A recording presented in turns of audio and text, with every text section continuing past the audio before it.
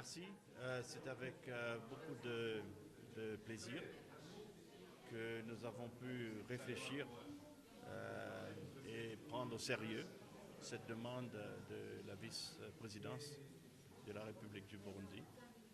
Vu le partenariat entre le FIDA et le gouvernement de la République du Burundi, nous sommes en mesure de confirmer que ce partenariat puisse être élargi, puisse être mis à l'échelle et répondre positivement à l'appel de la vice-présidence et de s'assurer que désormais nous faisons tout le nécessaire pour arriver à pouvoir exécuter nos activités de terrain sur une couverture nationale.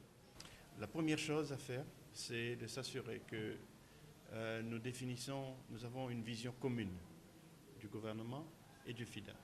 Je pense que les éléments sont déjà là pour que cette vision partagée soit traduite dans des actions concrètes. Ces actions concrètes vont se reposer autour de ce qui existe, parce que ce qui existe a été validé, a été analysé, et il est sans doute opportun maintenant d'utiliser cette plateforme qui existe pour le conduire à l'échelle. Les deux derniers projets de la nouvelle génération des investissements, c'est le PAIVB et le PRODEFI. Je propose, et nous allons en discuter, que ces deux projets-là deviennent les deux piliers majeurs de cette conduite facilitant une couverture géographique nationale. Pour ce faire, étant donné que le PAIVB a épuisé favorablement et a mis à bonne fin les investissements, ce serait opportun déjà de commencer cette logique d'approche programme à travers le montage existant du PAIVB. Pour ce montage est réussi parce que c'est un partenariat interne dans ces locaux, ici des locaux des projets programmes FIDA, qui s'est établi. C'est un partenariat PAIVB, PTRTC, PAS, qui exécute, qui traduit les bonnes intentions sur le terrain. Et nous allons consolider ce partenariat à travers les deux piliers, comme je disais, PAIVB et le PRODEFI. L'extension favorable du PAIVB favorise l'extension directe et indirecte du PAS et aussi du PRTC pour leur permettre de, ensemble, travailler sur le terrain. Et c'est un partenariat, non pas de courte durée, d'1 an ou de 2 ans de prolongation, mais c'est un partenariat maintenant qui s'institutionnalise. Ce bureau prestigieux, ce local qui est maintenant devenu une institution forte et solide, doit devenir l'institution porteur, si vous voulez, de ces programmes d'investissement dans le moyen à long terme.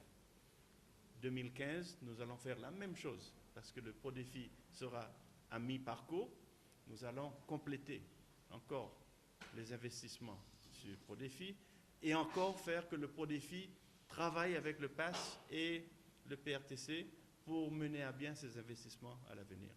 Et j'ai aussi introduit, justement pendant la dernière séance de travail, l'importance de commencer à réfléchir sur les effets pervers du changement climatique.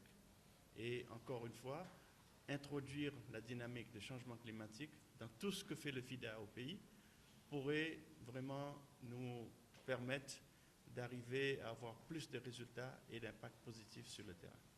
Et vous avez annoncé... C'est que nous allons faire ce qu'on appelle dans notre jargon un prêt supplémentaire pour le PAIVB qu'on propose de faire passer au conseil d'administration du mois d'avril 2014 à la hauteur de 15 millions de dollars États-Unis pour le PAIVB.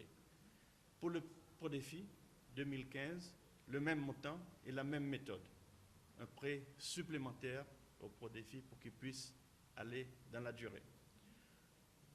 En parallèle, nous allons commencer à mettre les efforts pour trouver les modalités d'action pour démarrer les activités d'adaptation au changement climatique.